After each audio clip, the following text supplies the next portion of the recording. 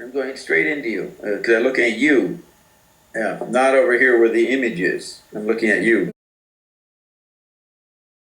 Okay. Okay, so let's go.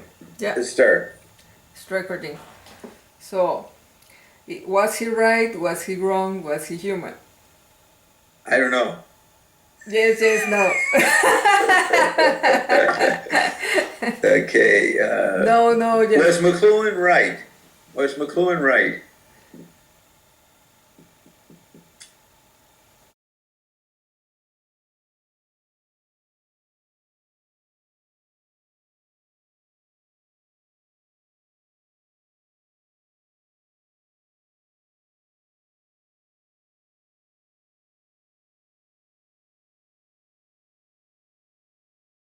I never thought of it.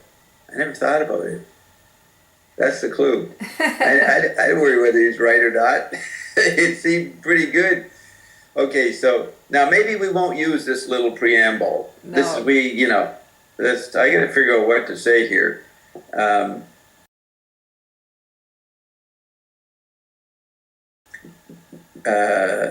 I like that answer. Well,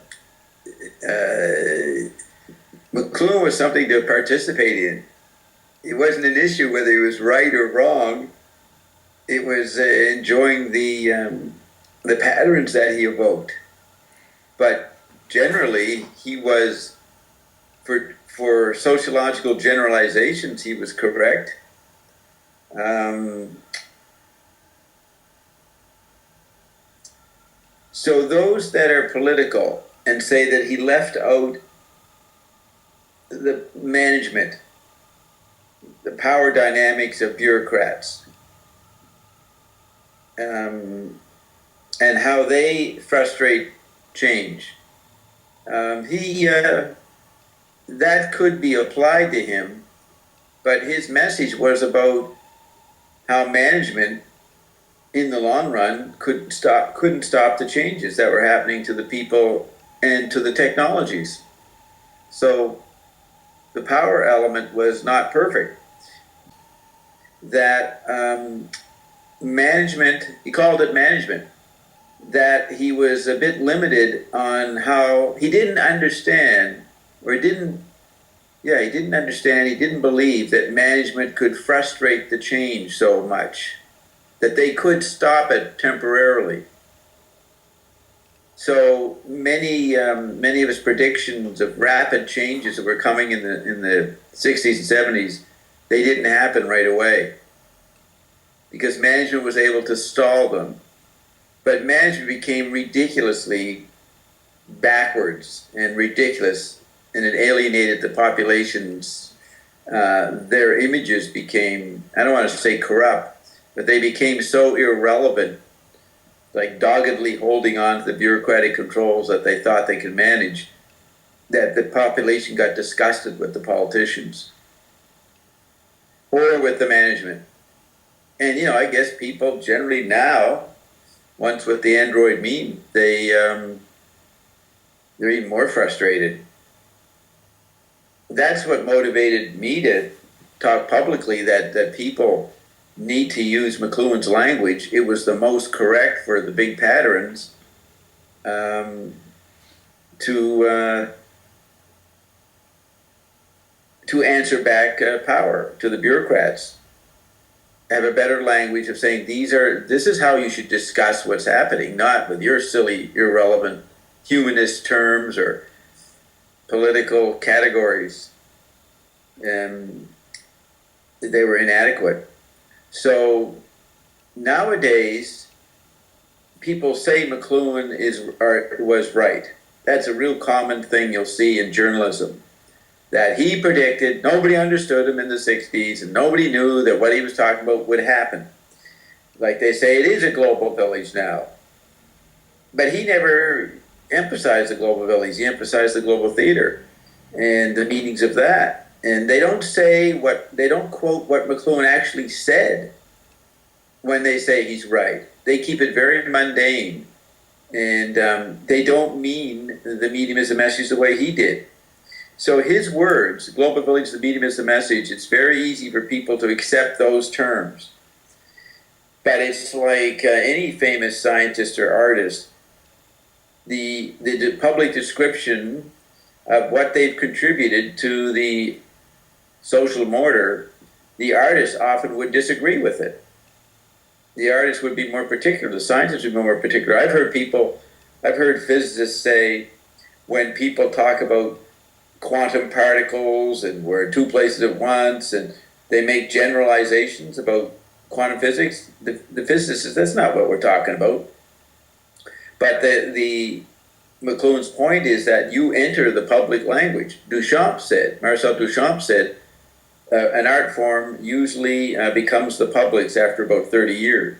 30 years. It's out of the hands of the artist. It becomes part of the cultural perceptions of a culture, of a nation, of a race, or even of other races. So you'd have to qualify.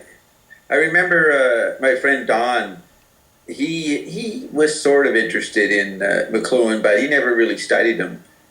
And as the internet came in, he said, you've talked about McLuhan for years. I see him mentioned in the media all the time now, and he almost didn't know why.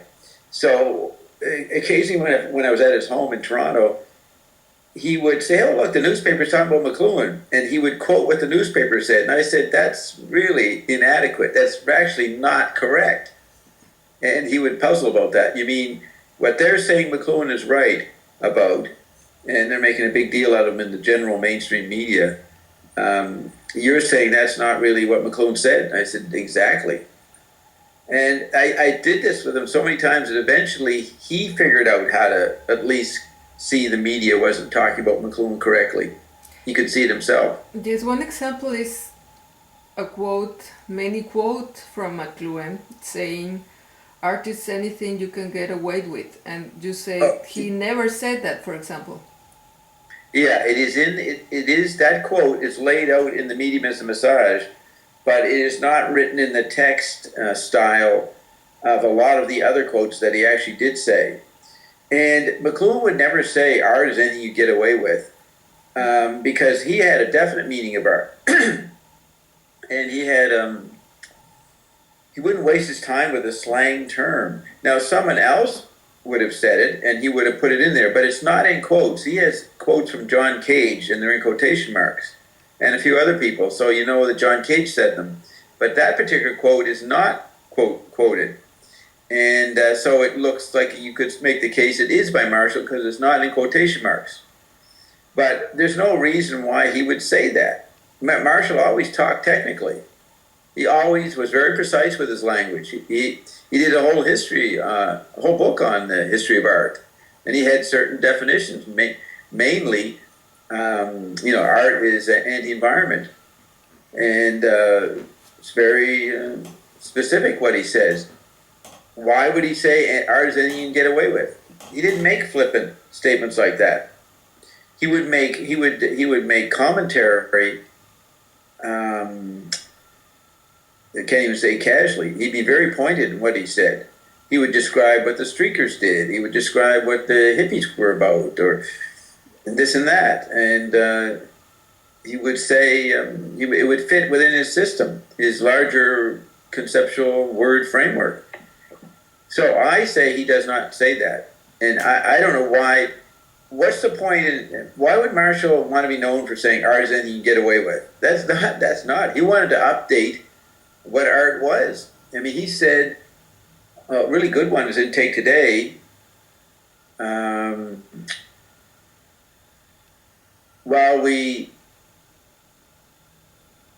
talk about nature and art, and he says something like, while we're busy tidying up nature, we are polluting art. Most people would say, oh, we're polluting the planet, and we're not tidying it up good enough. It's very inadequate, our attempts to tidy up pollution. But he said, no, the tidying up of nature, capital N nature, was a puny operation compared to the pollution of art. So what do you mean by art? He meant our media environments, which were a new form of nature. And we weren't paying attention to how they clouded the image of the pollution of old nature. of literate nature, which he would put in quotes. So that's a way more important quote. While we are busily tidying up nature, we are polluting art. Now, somebody would say, what? We're polluting art? I thought you said art is anything you can get away with. No, that's not what art. The content of art is not art. The art is the forms and the interplay of the forms of the different media environments. He would say, hockey is not art form. Like he'd be hip enough for those that say wrestling and non-gallery activities were art. Lester Bangs and Richard Meltzer would make a big deal out of wrestling. So Marshall knew there was that attitude. And he said, regular art is not art today. Sports are not art. And then he would say, the media are art forms. Now, sport and other cultural events are the content of the media's art forms. So when he said the media art forms, he didn't mean the content. He meant the interaction of different media forms as they went through the process of becoming obsolesced and retrieved. Yes, So that's my answer. What do you think he was really trying to do? He was like making us aware that we are all creating the environment. He would say that. He would say that we were involved in continuing the greatest art form, which was speech. But he was a grammarian. He wanted to correct people's grammar, what they said about their environment. Like, for example, to say, you're not polluting nature, you're polluting art while you're attempting to tidy up nature. So someone would say, well, what's nature and what's art? And they'd start to ask him what he meant, and then he would spell out the difference. So he definitely was like a college teacher, a professor, correcting the language of the students. But he considered the whole planet his students because nobody could see the environments clearly, the languages they were using, like he saw them. So he saw error everywhere. And then he could even make a metaphysic that the errors were natural. Everybody lives, one step back. Everybody lives always in the rearview mirror. He said we walk backwards into the future. So he could